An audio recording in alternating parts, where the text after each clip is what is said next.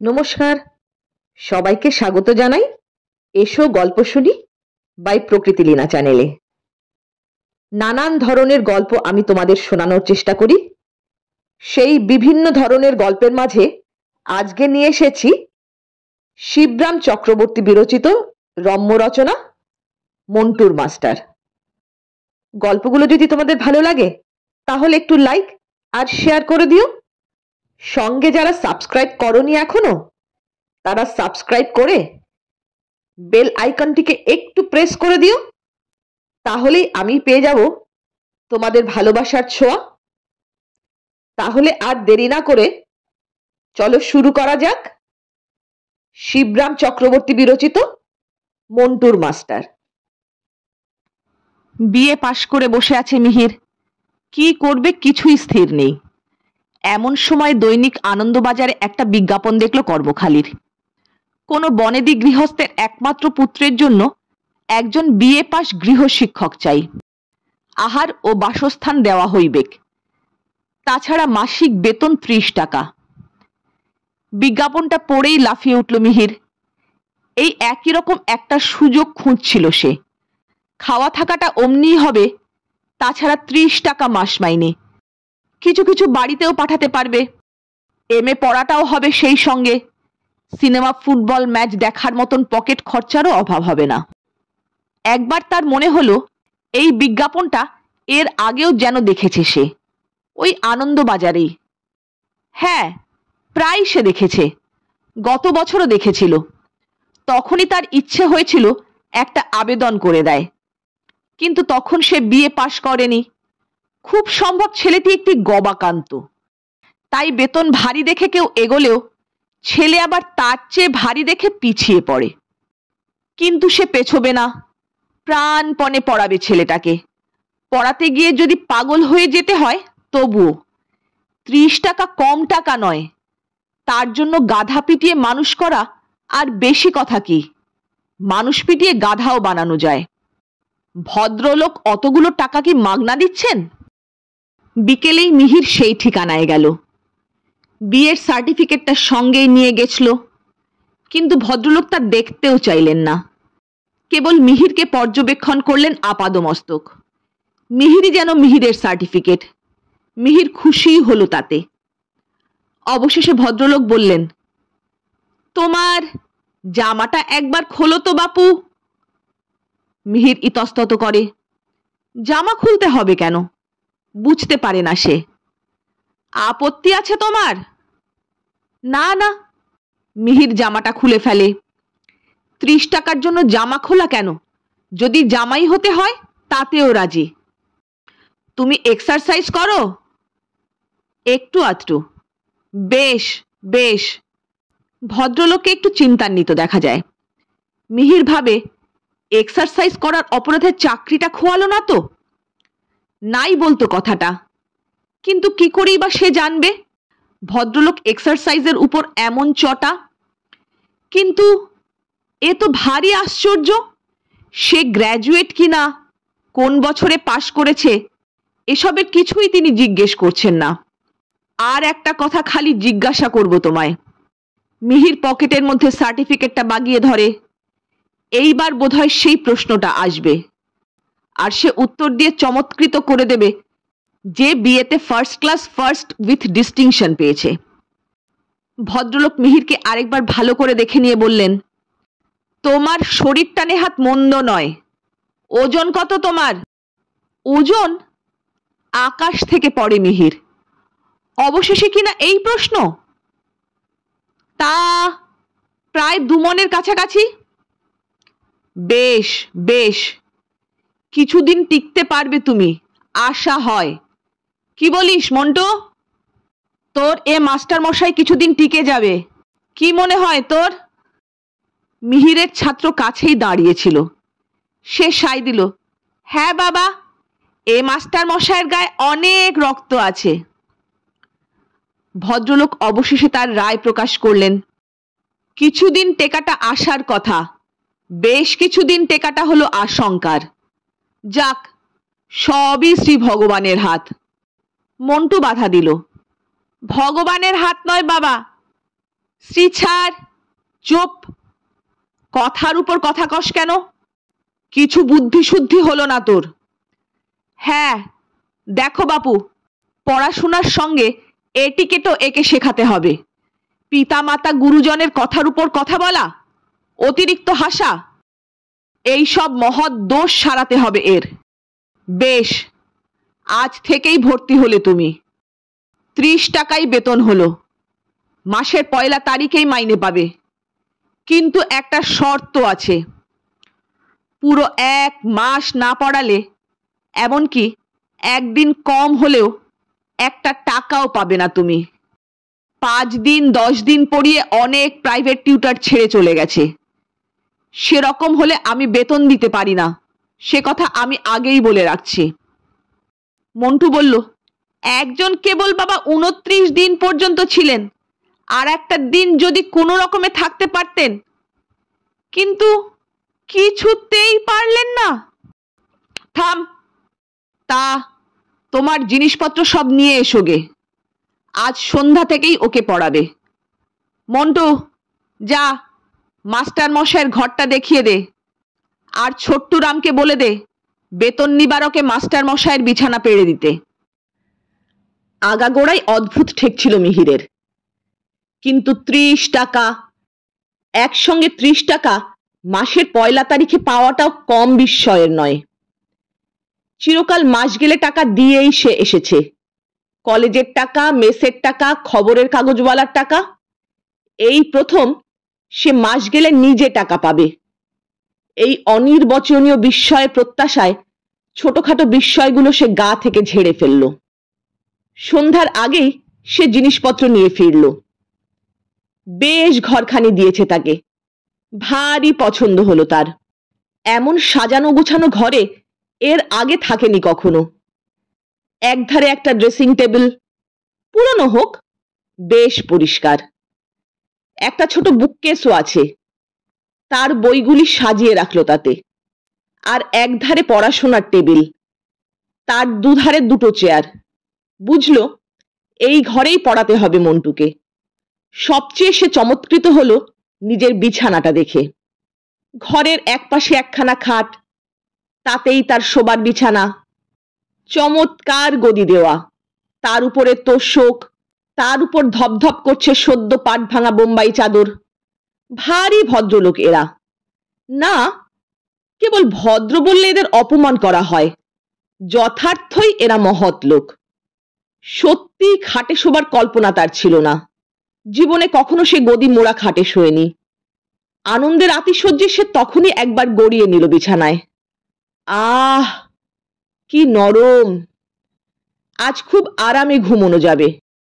খেয়ে দিয়ে সে তো এসেছেই, আজ আর কোনো কাজ নয়, এমনকি মন্টুকে পড়ানোও না। আজ খালি ঘুম, তোফা একটা ঘুম বেলা 8টা পর্যন্ত। মন্টু এলো বইপত্র নিয়ে। মিহির প্রস্তাব করলো, এসো খাটে বসেই পড়াই। না স্যার, আমি ও খাটে বসবো না। মিহির বিস্মিত হলো, কেন? এমন খাট! আপনি মাস্টার মশাই, গুরুজন, আপনার বিছানায় কি পা ঠেকাতে আছে আমার? বাবা বারণ করেছেন। ও তাই, তাহলে চলো চেয়ারেই বসি গে। ক্ষুণ্ণ মনে সে চেয়ারে গিয়ে বসলো। কিন্তু যাই বলো, বেশ বিছানাটি তোমাদের, ভারী নরম, বেশ আরাম হবে ঘুমিয়ে। দেখি তোমার বই। বিনস? বিনস মানে জানো? মন্টু ঘাড় নাড়ে, তার মানে সে জানে না। বিনস মানে বরবটি। বরবটি এক রকমের সবজি, তরকারি হয়, আমরা খাই। বিনস দিয়ে একটা সেন্টেন্স করো দেখি, পারবে? মন্টু ঘাড় নেড়ে জানায়, হ্যাঁ। তারপর অনেক ভেবে বলে, আই হ্যাড বিন দেয়ার। মিহির অত্যন্ত অবাক হয়, এ আবার কি? উফ! এতক্ষণে সে বুঝতে পারল কেন সব মাস্টার পালিয়ে যায়। গবাকান্ত বলে গবাকান্ত? মরিয়া হয়ে সে জিজ্ঞাসা করে, তার মানে কি হলো? মন্টুও কম বিস্মিত হয় না। তার মানে তো খুব সোজা স্যার, আপনি বুঝতে পারছেন না? সেখানে আমার বরবটি ছিল। আই হ্যাড বিন দেয়ার। আমার ছিল বরবটি সেখানে। সেইটাই ঘুরিয়ে ভালো বাংলায় হবে সেখানে আমার। থামো থামো, আর ব্যাখ্যা করে বোঝাতে হবে না তোমাকে। আই হ্যাড বিন দেয়ার মানে আমি সেখানে ছিলাম। মন্টু আকাশ থেকে পড়ে। তবে যে আপনি বললেন বিন মানে বরবটি, তাহলে আমি সেখানে বরবটি ছিলাম বলুন? মিহির সন্দেহ প্রকাশ করে। খুব সম্ভব তাই ছিলে তুমি। BEAN বিন আর BEEN বিন কি এক জিনিস হলো? বানানের তফাৎ দেখছো না? এ বিন হলো বিন ধাতুর ফর্ম। বাধা দিয়ে মন্টু বলে, হ্যাঁ বুঝেছি স্যার, আর বলতে হবে না। অর্থাৎ কি না, এ বিন হলো মৌমাছির চেহারা, বি মানে মৌমাছি, আর ফর্ম মানে চেহারা। আমি জানি। বিস্ময়ে হতবাক মিহির শুধু বলে, জানো তুমি? হ্যাঁ, আজ সকালেই জেনেছি। আপনি চলে যাবার পর বাবা বললেন, তোর নতুন মাস্টার মশাইয়ের বেশ ফর্ম। তখনই জেনে নিলাম। মিহির কথাটা ঠিক ধরতে না পেরে বলল, আমার চেহারা মৌমাছির মতো? জানতাম না তো।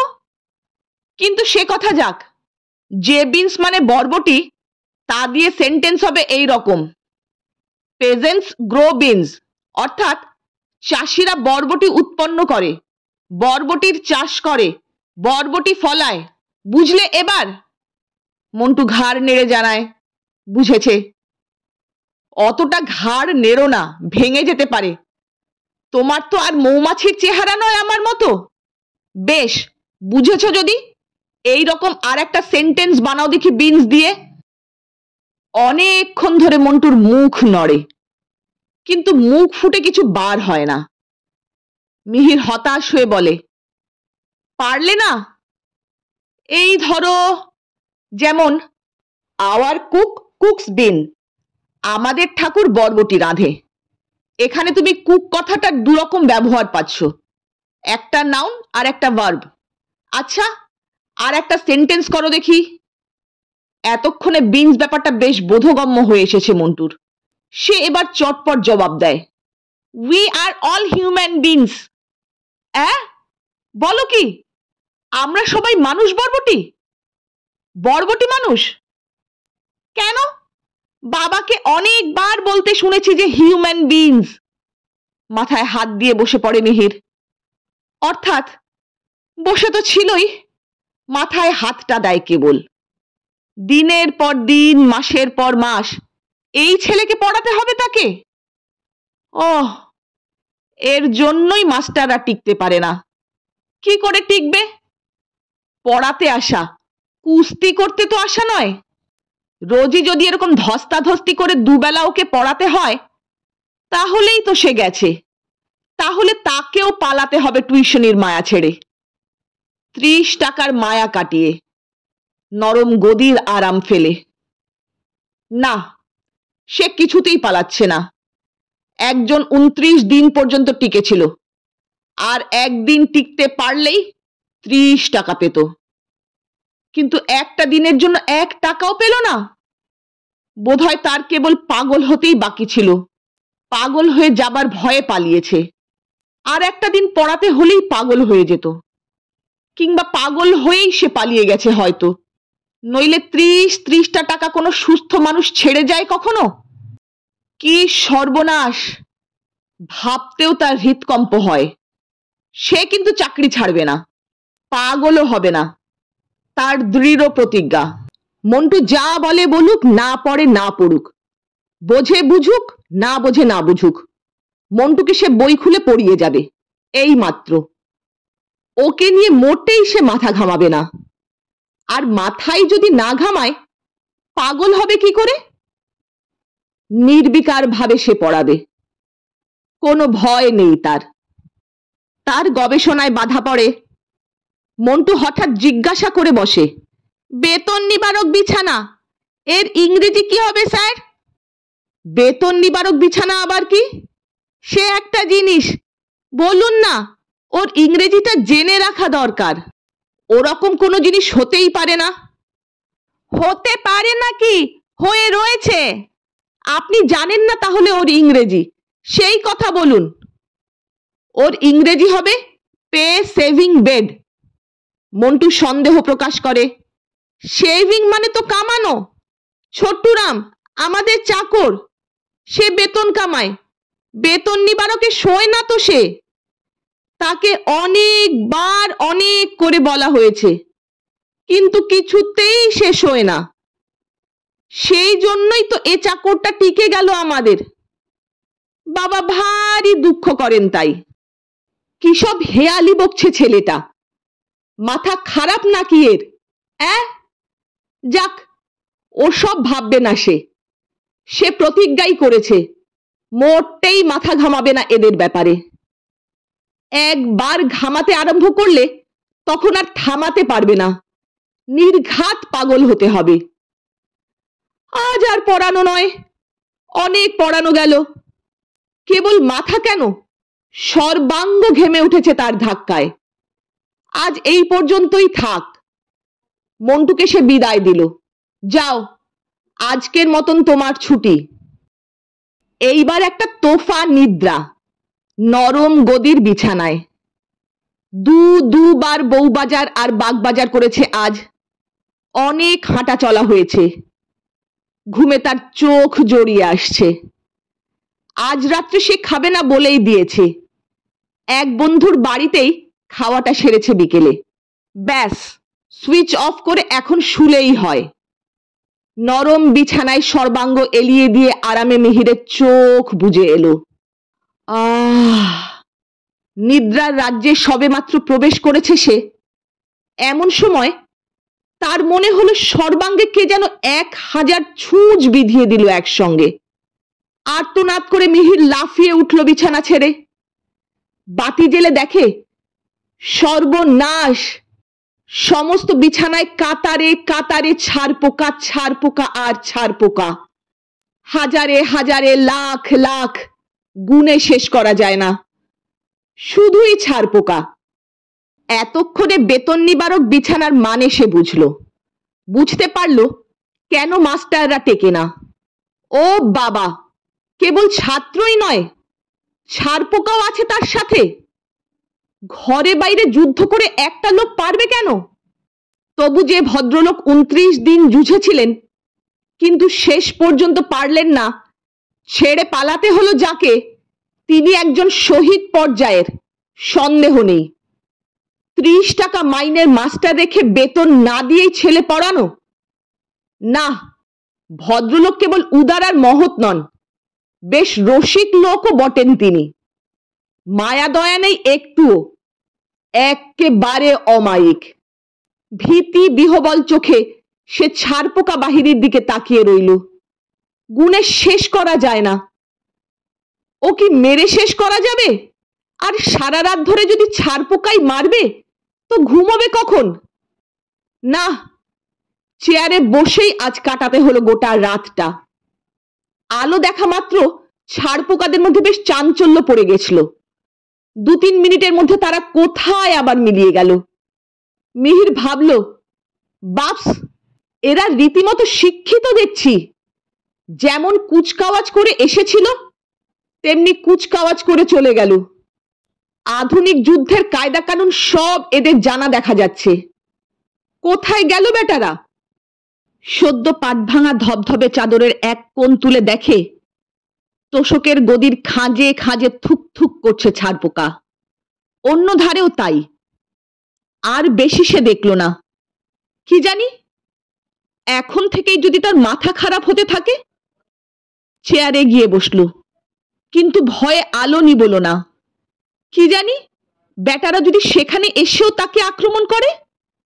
বলা যায়নি কিছু। পরদিন মন্টুর বাবা জিজ্ঞাসা করলেন, বেশ ঘুম হয়েছিল রাত্রে? খাসা।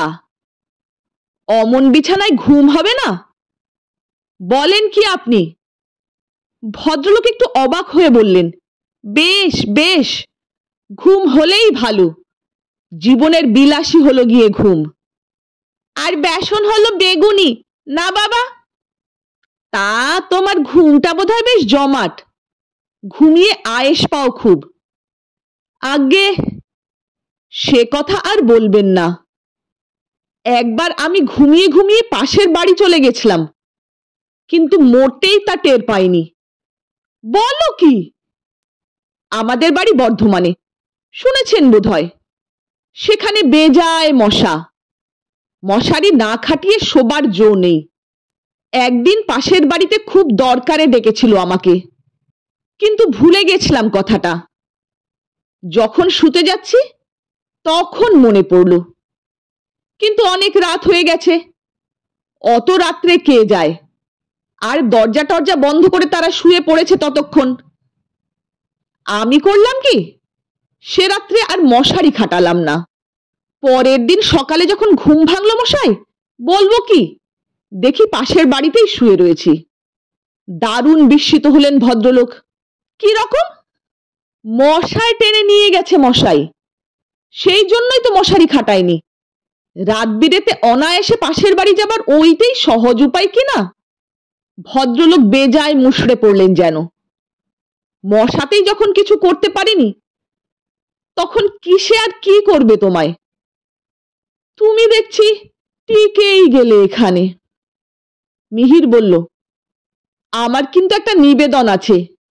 কয়েকটা টাকা আমাকে দিতে হবে আগাম। ছাড় পোকার অর্ডার দেব। ছাড় পোকার অর্ডার? কেন?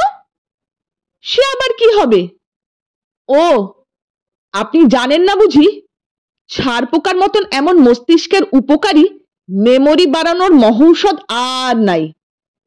বিলেতে ছাড় পোকার চাষ হয় এই জন্যে। গাধা ছেলে সব দেশেই আছে তো, তাদের কাজে লাগে। একটু থেমে সে আবার বললে, আমার এক বন্ধু তো এই ছাড় পোকার ব্যবসাতেই লেগে পড়েছে। রেলগাড়ির ফাঁক ফোকর থেকে সব ছাড় পোকা সে টেনে বার করে নেয়। সাগ্রহে ভদ্রলোক প্রশ্ন করলেন, কি রকম কি রকম? বিলেতে ছাড় পোকার চাষ হয়? দাম দিয়ে কেনে লোকে? আমদানি রপ্তানি হয় তুমি জানো? আমি বেচতে পারি হাজার হাজার লাখ লাখ, যত চাও। বেচুন না, আমি কিনে নেব। আমার নিজের কাজে লাগবে। ছাড় পোকার রক্ত ব্রেনের ভারী উপকারী। একটা ছাড় পোকা ধরে নিয়ে অমনি করে মাথায় টিপে মারতে হয়। এই রকম হাজার হাজার লাখ ছাড় পোকার রক্তে এক ছটাক ব্রেন হয়। সঙ্গে সঙ্গে ব্রেন। বিএ পাশের সময় আমি নিজে পরীক্ষা করে দেখেছি। সারা বছর ফাঁকি দিয়েছি, ফেল না হয়ে আর যাই না। এমন সময় এক বিলেতি কাগজে ছাড় পোকার উপকারিতা পড়া গেল। অমনি সমস্ত বাসা খুঁজে যার বিছানায় যা ছাড় পোকা ছিল সব সদ্ব্যবহার করলাম। পরীক্ষা দেবার তখন মাত্র 3 দিন বাকি। তারপর যা ফল পেলাম নিজের চোখেই দেখুন, আমার কাছেই আছে। বিএ পাশ করলাম with distinction, first class with. কাল থেকেই সে ব্যগ্র হয়েছিল। এখন সুযোগ পেতেই সার্টিফিকেট খানা মন্টুর বাবার মুখের সামনে মেলে ধরল। ভদ্রলোকের চোখ দুটো ছানা বড়ার মতো হয়ে উঠল বিস্ময়ে। সত্যি? একটা কথাও মিথ্যে নয়? পাস্ট উইথ ডিস্টিংশন লেখাই রয়েছে। বটে? এমন জিনিস ছাড় পোকা? কে জানতো গো? পয়সা খরচ করে ছাড় পোকা কিনতে হবে না, তোমার বিছানাতেই রয়েছে। হাজার হাজার লাখ লাখ, যত চাও। তোমার ভয়ানক ঘুম বলে জানতে পারোনি। এতক্ষণ কেন বলেননি আমায়? অনেকখানি ব্রেন করে ফেলতাম। এবেলা আমার নেমন্তন্ন আছে ভবানীপুরে, এখনই বেরোতে হবে, নইলে এক্ষুনি। যাক, দুপুরে ফিরেই ওগুলোর সদ্ব্যবহার করব, তারপরে পড়াতে বসবো মন্টুকে। মিহির চলে গেলে পিতা পুত্রে চাওয়াচাওয়ি হয়। অবশেষে মন্টুর বাবা বললে, ছাড় পোকার সঙ্গে ব্রেনের এমন সম্বন্ধ আছে?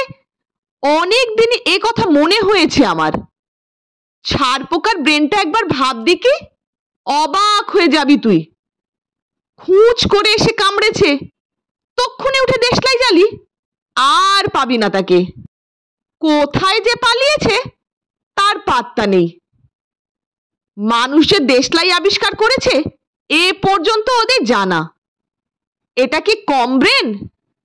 আর এ ব্রেন তো ওদের ওই রক্তেই, কেননা মাথা তো নেই ওদের, গায়েই ওদের সব ব্রেন। ঠিক বলেছে মিহির। তুই কি বলিস মন্টু? হ্যাঁ বাবা। তারপর ছারপোকার সঙ্গে শিক্ষার সম্বন্ধও কম নয়। ছারপোকা বিস্তারের সঙ্গে সঙ্গে শিক্ষার বিস্তার বাড়ে। ট্রামে, বাসে, সিনেমায় যেমন ছারপোকা বেড়েছে, তেমনি হু হু করে খবরের কাগজে কাটতিও বেড়ে গেছে। এই সেদিন বায়োস্কোপে আমাদের সামনেই 4.5 আনার সিটে একটা কুলি বসেছিল, তোর মনে পড়ে না মন্টু? হ্যাঁ বাবা। সে তো লেখাপড়া কিছুই জানে না। 2 মিনিট না বসতেই 2 পয়সা খরচ করে একখানা আনন্দবাজার কিনে আনলো সে। এতে শিক্ষার বিস্তার হলো নাকি? মন্টু কি বলিস তুই? হ্যাঁ বাবা। চল তবে এক কাজ করি গে, তোর মাস্টার মশাই ফেরার আগে আমরাই ছারপোকাগুলোর সদ্ব্যবহার করে ফেলি। ব্রেন তো তোরও দরকার, আমারও। মেমোরিটা দিন দিন কেমন যেন কমে আসছে। সেদিন শ্যামবাবুকে মনে হলো গোবর্ধন বাবু, আর গোবর্ধন বাবুকে মনে হলো হারাধনকান্ত। এ তো ভালো কথা নয় রে মন্টু, কি বলিস তুই? হ্যাঁ বাবা। সন্ধ্যের পর ফিরল মিহির। কাল সারা রাত ঘুম নেই। তারপর আজ সমস্ত দিন বন্ধুদের আড্ডায় তাসপিটে এতই ক্লান্ত হয়েছে যে ঘুমোতে পারলে বাঁচে। আজ সে আলো জ্বালিয়েই শোবে, আলো দেখে যদি না আসে বেটারা। এখন নমনম করে মন্টুকে খানিকক্ষণ পড়ালেই ছুটি। মন্টু বই নিয়ে আসতেই গোটা ঘরটায় একটা বিশ্রী দুর্গন্ধ ছড়িয়ে পড়ে। নতুন ধরনের এসেন্স টেসেন্স মেখেছ নাকি কিছু? ভারী গন্ধ আসছে তোমার গা থেকে। মিহির জিজ্ঞাসা করল। গা নয় স্যার, মাথা থেকে। কিসের গন্ধ? বেজায় খোশবাই দিচ্ছে। ছারপোকার। আপনি চলে যাবার পর বাবা আমি দুজনে মিলেই বেতন নিবারকের যত ছারপোকা ছিল সব শেষ করেছি। ছোট্টুরামকেও বলা হয়েছিল, কিন্তু সে বেটা মোটেই ব্রেন চায় না। বলে যে বীরেন সে ক্যা কাম। আর একটাও ছারপোকা নেই আপনার বিছানায়। হ্যাঁ? সিংহনাদ করে মিহির চেয়ার ছেড়ে লাফিয়ে উঠে বিছানায় গিয়ে পড়ে শটান চিৎপাত। মন্টু তো হতভম্ব। দারুণ সেই চিৎকার শুনে মন্টুর বাবা ছুটে আসেন। কি হয়েছে রে মন্টু? কি হলো? ছারপোকা নেই শুনে মাস্টার মশাই অজ্ঞান হয়ে গেছেন। তা তুই বলতে গেলি কেন? বারণ করলাম না তোকে? অতগুলি ছারপোকার ব্রেনের শোক। আমি কি করে জানবো যে উনি অমন করবেন? আমি কিচ্ছু বলিনি। উনি কি করে গন্ধ পেলেন উনিই জানেন। মুখে জল ছিটলে জ্ঞান হয় শুনেছি বাবা। ছিটবো বাবা? অজ্ঞান অবস্থাতেই মিহিরের গলা থেকে বের হয়, মন্টুর বাবা বললেন, কাজ নেই, জ্ঞান হলে যদি কামড়ে দেয় রে। ওই দেখ বিড়বিড় করছে। মিহির তার শোক সামলে উঠল পরদিন 8:30টায়। ষাঁড়ের মতন সারা রাত এক নাগারে নাক ডাকবার পর। কেমন লাগলো শিবরাম চক্রবর্তী রচিত মন্টুর মাস্টার গল্পটি? যদি ভালো লাগে তাহলে একটু লাইক, শেয়ার আর সাবস্ক্রাইব করে দিও প্লিজ। তাহলে আজকের মতন আসি, টাটা।